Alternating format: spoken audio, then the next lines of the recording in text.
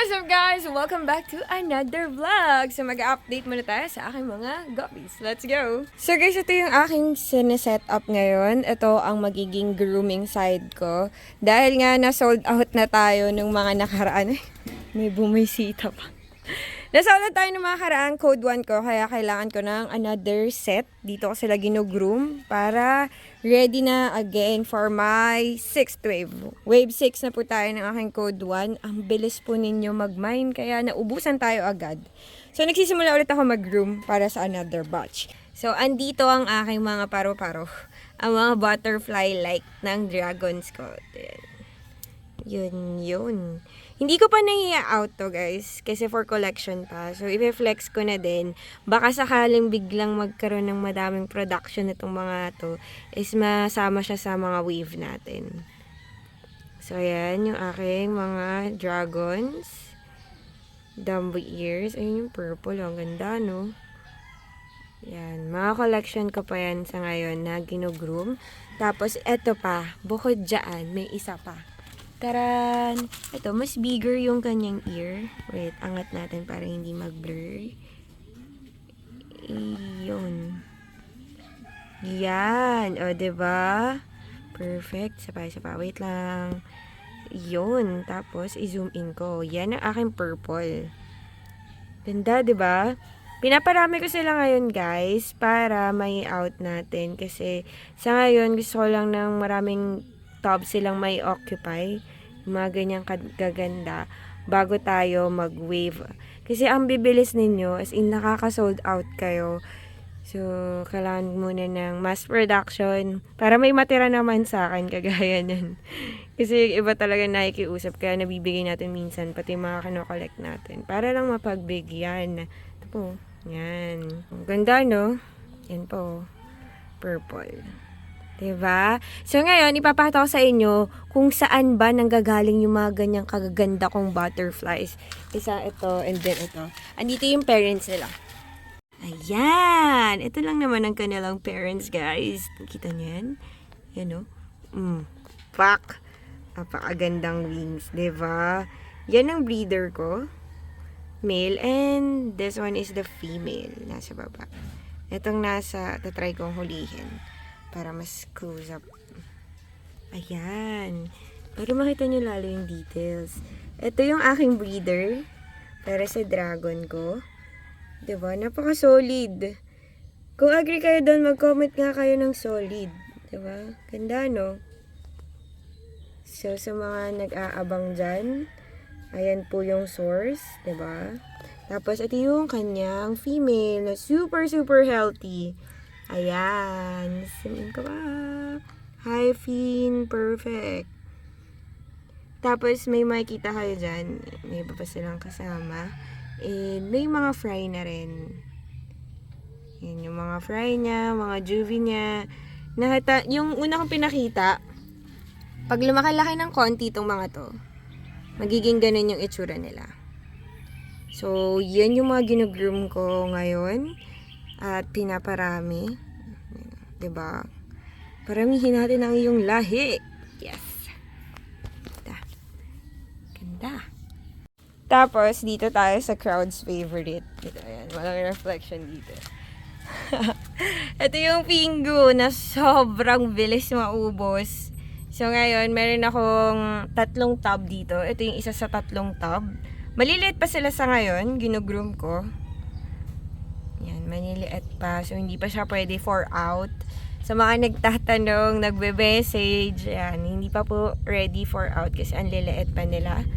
Isa yan. Tapos, andito pa yung isa.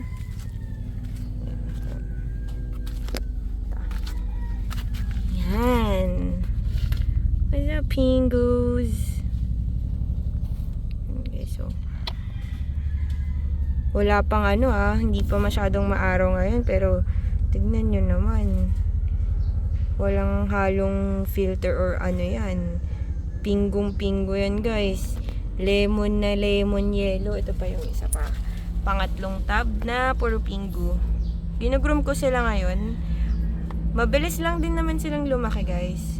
Pero sa ngayon, ganyan. Hindi ko pa siya ina-out ng ganyan kaliit. Ganda, no? Tapos yung katabi ng aking Pingu is another grooming tub ng aking mga hybrid dragons.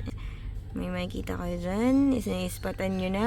Malay nyo, magkaroon tayong bigla ang wave ng dragon. So, yan. Sila yun. Yan, diba? Ito. Ayun, ganda. Yan. Ayan sila, guys.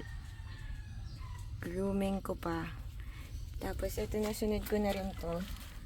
Ang aking mga metal yellow king cobra. Kung naalala nyo, and isa kayo sa mga naambonan ng freebies na to. Ayan, malaman nyo kung gaano sila kaganda.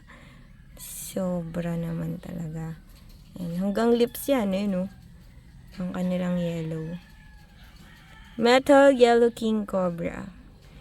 Mostly pala nandito sa ginogroom ko is mga patterned copies. Ito din, another patterned copies, ang aking Cobra Blue Tail. Guys. Puro male itong nakikita nyo. Kaya nagbabardagulan yan. Oh, nakikita mo ba yan? Normal lang yan, guys, sa mga community tank. Or community tab na puro male. Meron talagang isa dyan na binubuli nila. Kaya ganyan yung nagiging outcome. Pero okay lang yan. Magre-regrow pa rin yan. May aayos yan. Kaya yun din is sa mga purpose ng pag-groom ng guppy. Galing kasi sila talaga sa iba't ibang community tabs na talagang bardagulans. For the bardaguls. Ayan. Punit. Ganda sana. Pero okay lang yan. May improve yan dito sa kanilang grooming tab. Cobra Blue Tail. Ito, may nagtanong sa akin kung kailan daw tayo mag-out ng ribbons. Kasi syempre napanood nyo yung mga collection natin. So, ayan po yung update sa HBB ribbon na iba dito, hybrid. Ito pa yung isa. Ganda, no? Ayan. Ginugroom na natin sila. Ganda talaga. Ay, solid naman. Hybrid HBB ribbon. Na-maintain natin yung kanilang strains and jeans. Yes, Kenny Roger. Nandito na naman tayo sa OG natin. Masang naunang na setup na guppy tabs. Makikita nyo ngayon yung mga nauna ko nang na-groom na HBB ribbon. So, ito yung mga mas malalaki na, more mature compared dun sa kaninang bagong setup ng grooming natin na medyo maliliit pa. So, ayan, makikita nyo. Ayan. Yung mga masasabi nating ready na. Kung maglalabas tayo ng wave 6, pwede na natin silang maisama. Yes, Kenny Roger, ilabas ko na daw. I-out na daw. Ayan o, kando. Zoom in ko pa. Ay, wait lang. Medyo malapit at magaslaw siya. Nakakahilo yun. Ito. Isa sa mga best sample ng aking HBB ribbon na nag-groom na for ilang days. Ayan. Ganda, no? Zoom in ko pa. Yun. Very nice. So, kung mahilig kayo sa ribbon, alam nyo kung saan to aabangan na post. Ayan. Tingnan natin yung eyes niya. Yun. Cute. Ito pa yung iba, guys. Ito yung tab ng aking HBB ribbons na malapit kay KFC. Na ang ingay. Gusto maging vlogger din. Ayan. Ganda din na ito. Madami-dami na rin pala. So, try natin. So, ito yung mga nabuhod na natin na mga HBB ribbon, yung CBT, Metal Yellow King, Pingu, and Dragon. So, dito nag-start yung mga yan. Ito, mga sineselect ko pa. Tapos, nilalagay natin sa iba't ibang tabs.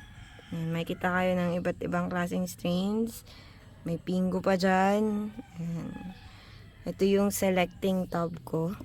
Lalagay from other tabs, from sa mga iba't ibang area dito sa ating farm.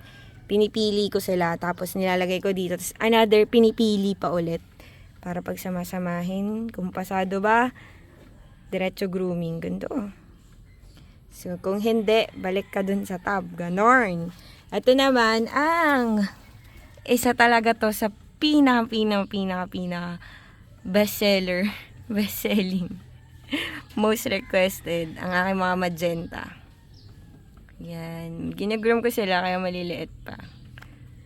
Pero alam nyo kung gaano aganda to pagkatapos i-groom, at kahit hindi pa nag-groom, talaga naman pay off yung magenta color. Bukod dun sa bago nating sinet up na magenta tub, ito pa yung iba. Kasi baka sabihin nyo, konti lang. Di guys, ito pa sila oh. Yan. So, mas malalaki na sila. Medyo sobrang ganda na nito. Ito. Ayan, yung kulay. Ito yung iba. Magenta. Tapos ito yung yun. Diyan kayo dumaan guys para di nagre-reflect. Nag-aaway pa yung dalawa. So, ayan yung ating mga magenta. Ganda ng pagka-pink, no? Para talagang naghahalo. Nasa gitna siya ng purple and pink. Ganon ang kanyang kulay. Meron naman dito, dominate siya ng purple. Nasa na yun? Ito. Yan. Pero yun yung perfect talaga. Yun. Magenta. So, ayan guys, ang tawag ng aking magenta. Guys, nakalimutan ko. Another pingo to. Ayan, pingo. Dinamihan ko na. Ang dami din kasi may gusto talaga nito. Tapos, ito. Another tab ng Metal Yellow King Cobra. Konti lang kasi na-release ko yung last wave. So, ayan. Magsawa kayo ngayon. Ayan sila. Ito pa yung iba. Yun. Another tab for Metal Yellow King.